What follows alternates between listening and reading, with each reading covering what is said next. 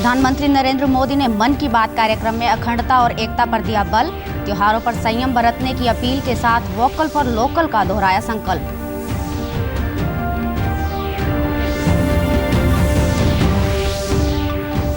केंद्रीय स्वास्थ्य मंत्री डॉक्टर हर्षवर्धन ने कहा, देश में अगले वर्ष जनवरी तक उपलब्ध हो जाएगी कोविड वैक्सीन।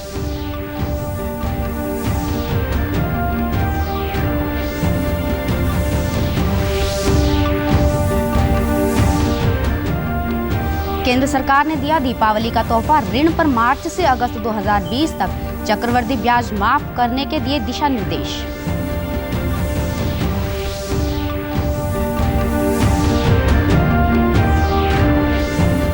और रक्षा मंत्री राजनाथ सिंह ने नाथुला पास पर जवानों के साथ मनाया विजयादशमी पर्व, किया शस्त्र पूजन। नमस्कार, मैं ममता रानी। अब समाचार विस्तार से।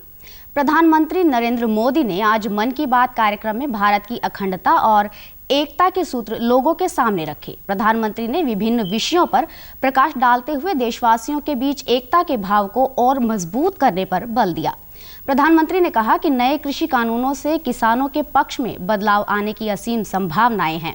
उन्होंने लॉकडाउन के दौरान टेक्नोलॉजी पर आधारित सर्विस डिलीवरी के प्रयोगों का भी जिक्र किया। इस कार्यक्रम में प्रधानमंत्री ने वोकल फॉर लोकल संकल्प को एक बार फिर से दोहराया। महाराष्ट्र की एक घटना पर मेरा ध्यान गया। वहां एक फार्मर प्रोड्यूसर कंपनी ने मक्के की खेती करने वाले किसानों से मक्का खरीदा। कंपनी ने किसानों को इस बार मूल्य के अतिरिक्त बोनस भी दिया। किसानों को भी एक सुखद आश्चर्य हुआ। जब उस कंपनी से पूछा तो उन्होंने कहा कि भारत सरकार ने जो नए कृषि कानून बनाए हैं, अब उसके तहत किसान भारत में कहीं पर भी फसल बेच पा रहे हैं और उन्हें अच्छे दाम मिल रहे हैं। इसलिए उन्होंने सोचा कि इस एक्स्ट्रा प्रॉफिट को किसानों के साथ भी बांटना चाहिए। उस पर उनका भी हक है और उन्होंने किसानों को बोनस दिया है। साथियों, बोनस अभी भले ही छोटा हो, लेकिन ये शुरुआत बहुत बड़ी है। इससे हमें पता चलता है कि नए कृषि कानून से जमीनी स्तर पर किस तरह के बदलाव किसानों के पक्ष में आने की संभावनाएं भरी पड़ी है। केंद्रीय स्वास्थ्य मंत्री डॉक्टर हर्षवर्धन ने आशा व्यक्त की है कि देश में अगले वर्ष जनवरी तक कोविड वैक्सीन उपलब्ध हो जाएगी। उन्होंने बताया कि देश में 3 वैक्सीन पर परीक्षण चल रहा है। उन्होंने कहा कि सारी दुनिया में 9 वैक्सीन एडवांस ट्रायल्स में है, जिसमें से 3 भारत में अग्रिम चरण में है। इन सब के माध्यम से उम्मीद है कि जनवरी में हमें निश्चित रूप से वैक्सीन उपलब्ध हो जाएगी और हमने सारी तैयारियां जिस प्रकार से की है, उससे जून जुलाई से पहले हमें 400 से 500 मिलियन खुराक उपलब्ध हो जाएंगी। डॉक्टर हर्षवर्धन ने त्योहारों को देखते हुए लोगों से इस वायरस का फैलाव रोकने के लिए एहतियाती उपायों का कड़ाई से पालन करने की अपील की। भारत में 30 वैक्सीन कैंडिडेट्स हैं। सारे दुनिया में 9 वैक्सीन कैंडिडेट्स एडवांस्ड ट्रायल्स में हैं, जिसमें से 3 भारत के एडवांस्ड स्टेजेस में हैं। एक तो क्लिनिकल फेज 3 के एडवांस्ड में है और जो है 2 जो है फेज 2 के एडवांस्ड में थे। अब उसमें से भी एक फेज 3 में चला गया। इन सब के माध्यम से, तीनों के माध्यम से हमें उम्मीद है कि जनवरी के अंदर तो डेफिनेटली हमारे को वैक्सीन जो है उपलब्ध हो जाएगी। अच्छा। और हमने सारी जो तैयारियां जिस प्रकार से की हैं, इफ ऑल गोज वेल, तो जून जुलाई से पहले हमें 400 से 500 मिलियन डोजेज उपलब्ध हो जाएंगी और 20 से 25 करोड़ लोगों को हम वैक्सीन देने के अंदर देश में, और उसमें भी हमने प्रायोरिटाइज कर लिया है।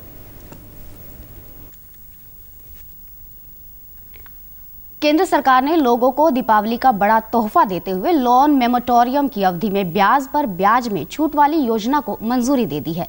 सरकार ने मार्च से अगस्त 2020 तक 6 महीने की अवधि के लिए चक्रवृद्धि ब्याज यानी ब्याज पर ब्याज या ब्याज की छूट को लागू करने के लिए बैंकों को दिशा निर्देश जारी किए हैं। वित्त मंत्रालय के इस कदम का फायदा 2 करोड़ तक का कर्ज लेने वाले उपभोक्ताओं को होगा। योजना के तहत 2 करोड़ से कम के ऋण पर ब्याज माफ होगा। योजना में कहा गया है कि कर्जधारक ने रिजर्व बैंक के द्वारा 27 मार्च 2020 को घोषित किश्त भुगतान की छूट योजना का पूर्णतः या अंशतः लाभ लेने का विकल्प चुना है या नहीं, उसे ब्याज राहत का पात्र माना जाएगा। योजना को लेकर 23 अक्टूबर को अधिसूचना जारी कर दी गई है। केंद्र सरकार ने आयकर विवरण दाखिल करने में व्यक्तिगत करदाताओं को और राहत देते हुए वित्त वर्ष 2019-20 के लिए रिटर्न भरने की समय सीमा बढ़ाकर 31 दिसंबर कर दी है। पहले यह 30 नवंबर थी। जिन करदाताओं के खातों की लेखा परीक्षा जरूरी होती है वे 31 जनवरी 2021 तक रिटर्न दाखिल कर सकेंगे। अंतर्राष्ट्रीय और विनिर्दिष्ट घरेलू लेन देन करने वाले करदाता आयकर विवरण और रिपोर्ट अगले वर्ष 31 जनवरी तक दे सकेंगे। कर लेखा परीक्षा सहित सभी लेखा परीक्षा रिपोर्ट दाखिल करने की समय सीमा इस वर्ष 31 दिसंबर तक के लिए बढ़ा दी गई है। छोटे और मध्यम वर्गीय करदाताओं को दूसरी बार राहत देते हुए 1 लाख रुपए तक के स्व आकलन कर का भुगतान 31 जनवरी 2021 तक करने की छूट दी गई है। पश्चिम बंगाल और सिक्किम के 2 दिवसीय दौरे पर रक्षा मंत्री राजनाथ सिंह ने आज दार्जिलिंग में सुकना युद्ध स्मारक पर शहीदों को श्रद्धांजलि अर्पित की।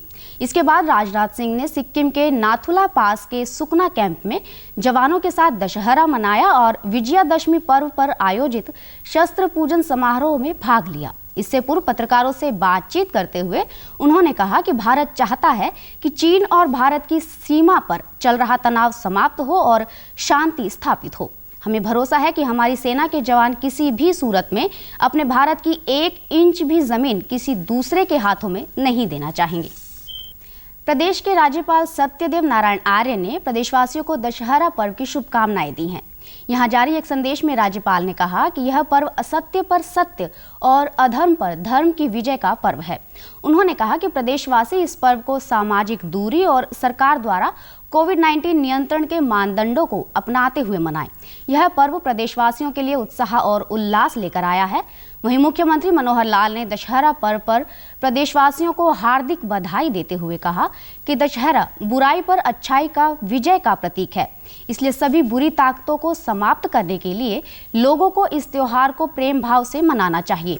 उन्होंने कामना की कि यह त्योहार हर प्रदेशवासी के जीवन में शांति, खुशहाली और समृद्धि लेकर आए। केंद्र सरकार के मिनिस्ट्री ऑफ हाउसिंग अफेयर्स द्वारा फरीदाबाद में फिट इंडिया प्रोजेक्ट के तहत साइकिल रेस का आयोजन किया गया। रोज गार्डन दशहरा मैदान से शुरू हुई इस साइकिल रेस में फरीदाबाद स्मार्ट सिटी प्रोजेक्ट के सुपरिटेंडेंट विनोद गौड़ और महिला आयोग की सदस्य रेणु भाटिया सहित दर्जनों लोगों ने हिस्सा लिया। विनोद गौड़ ने बताया कि पूरे देश में जितने भी शहरों को स्मार्ट सिटी बनाया जा रहा है उन सभी शहरों में साइकिल रेस करवाई जा रही है ताकि पता चल सके कि कहां-कहां पर साइकिल ट्रैक बनाने की आवश्यकता है। फरीदाबाद में भी अब हर रविवार को अलग अलग क्षेत्रों में साइकिल रेस करवाई जाएगी। महिला आयोग की सदस्य रेणु भाटिया ने बताया कि फिट रहने के लिए साइकिल चलाने जैसी कोई भी एक्सरसाइज नहीं है। ये सरकार का प्रोग्राम है। लगभग 107 स्मार्ट सिटी हैं पूरे देश में, जिसमें ये साइकिल का programme ministry of housing affairs के द्वारा चलाया जा रहा है और ये लगभग 14 दिसंबर तक एक पायलट प्रोजेक्ट है। 14 दिसंबर तक ये चलेगा। उसके बाद ये देखा जाएगा कि कहाँ कहाँ हमारी साइकिलिंग के लिए गुंजाइश है, उसमें ट्रैक बनाए जाएंगे और सरकार इस मामले में काफ़ी बजट अलॉट करेगी। इसके लिए सबसे पहले मैं स्मार्ट सिटी प्रोजेक्ट की पूरी टीम को और फरीदाबाद बन्नूवाल वेलफेयर एसोसिएशन की टीम को, मिस्टर राकेश भाटिया जी को, गरिमा मित्तल जी को, सभी को धन्यवाद देना चाहती हूँ कि उन्होंने ये मोमेंट स्टार्ट किया। और उससे ख़ास बात यह है कि जो हरियाणा की शान पगड़ी बांधकर हमारे ताऊ जी ने इसको एक नई रौनक दी है, ये उससे भी ज़्यादा जो है इनकरेजिंग है और एक नया उत्साह भरता है इसमें। और मैं समझती हूँ आजकल जो ट्रेंड है बच्चों में, जैसे ही 10वीं पार करते हैं पेरेंट्स को डिस्टर्ब करते हैं कि स्कूटी चाहिए, बाइक चाहिए, कार चाहिए। लेकिन अगर प्रैक्टिकली आप देखें तो जितना आप ज़्यादा फिजिकल करेंगे यानी कि साइकिल चलाएंगे उतना आप ज़्यादा फिट होते हैं।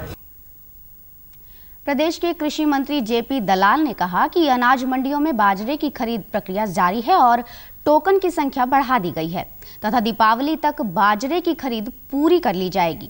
कृषि मंत्री जेपी दलाल ने अपने आवास पर जनता दरबार में लोगों की समस्याओं का समाधान करवाया। इस दौरान पत्रकारों से बातचीत करते हुए मंत्री जेपी दलाल ने कहा कि केंद्र सरकार ने विभिन्न फसलों का एमएसपी तय कर दिया है। पहले से ही एमएसपी पर खरीद की जा रही है। उन्होंने कहा कि बाजरे का भुगतान सीधा किसानों के खातों में किया जा रहा है। आज किसानों की मर्जी के बिना कोई व्यापारी बाजरा नहीं बेच सकता। मंडियों में भी किसानों के लिए आवश्यक सुविधाएं उपलब्ध करवाई गई हैं। गेहूं का तय कर दिया, सरसों का तय कर दिया, सब एमएसपी पे खरीद भी चल रही है। और किस मुद्दे पर लेकर ये आंदोलन करना चाहते हैं ये समझ से परे। सारी बाजरा किसानों का बाजरा खरीद रहे हैं, किसानों के खाते में सीधी पेमेंट कर रहे हैं और किसान की मर्जी के बगैर कोई व्यापारी बाजरा बेच ही नहीं सकता। कोविड-19 महामारी के खिलाफ देश एकजुट होकर लड़ रहा है। आप भी हमारे साथ सुरक्षा और बचाव के 3 आसान एहतियाती उपायों का संकल्प लें। मास्क हमेशा सही ढंग से पहनें, 2 गज की दूरी बनाए रखें और हाथ बार-बार धोएं। प्रधानमंत्री रोजगार सृजन कार्यक्रम योजना बेरोजगार युवाओं के लिए वरदान साबित हो रही है। कैथल जिले में जिला उद्योग विभाग द्वारा निर्धारित नियमों के तहत इस योजना में बेरोजगारों को ऋण दिलवाया जा रहा है। योजना के लाभार्थियों ने बताया कि प्रधानमंत्री रोजगार सृजन कार्यक्रम से उन्हें अपना व्यवसाय स्थापित करने में मदद मिली है और उनकी आर्थिक परेशानियां दूर हुई हैं। अब वे स्वयं आत्मनिर्भर होने के साथ अन्य लोगों को भी रोजगार दे रहे हैं। कैथल के जिला उद्योग विस्तार अधिकारी बलदेव कुमार ने बताया कि योजना के तहत बेरोजगारों को शहर और ग्रामीण इलाके में उद्योग धंधा शुरू करने पर सब्सिडी पर ऋण उपलब्ध करवाया जाता है। योजना का लाभ उठाने के लिए आवेदक को उद्योग विभाग में ऑनलाइन अप्लाई करना पड़ता है। सभी दस्तावेजों की जांच कर फाइल लोन देने के लिए बैंक में भेज दी जाती है।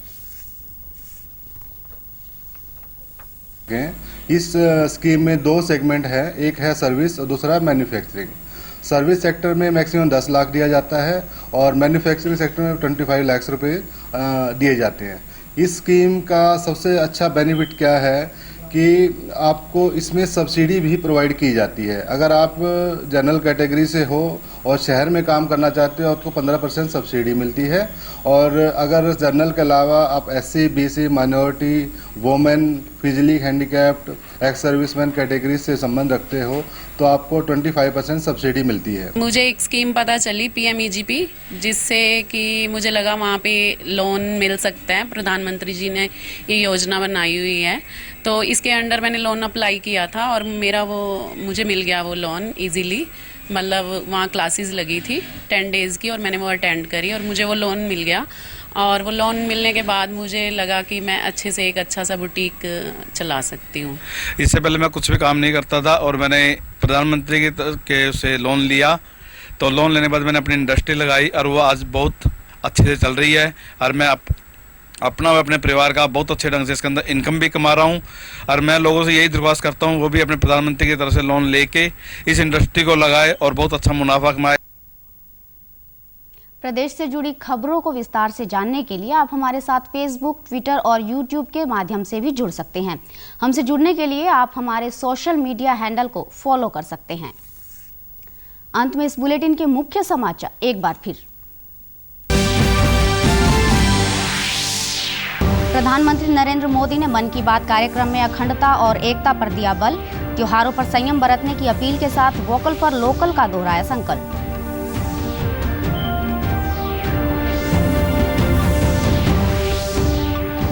केंद्रीय स्वास्थ्य मंत्री डॉक्टर हर्षवर्धन ने कहा देश में अगले वर्ष जनवरी तक उपलब्ध हो जाएगी कोविड वैक्सीन।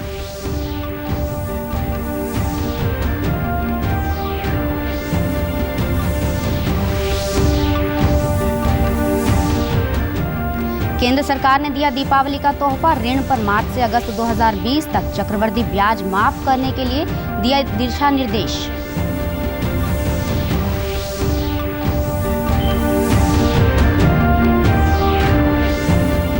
और रक्षा मंत्री राजनाथ सिंह ने नाथुला पास पर जवानों के साथ मनाया विजयादशमी पर्व, किया शस्त्र पूजन। समाचारों में आज इतना ही। नमस्कार।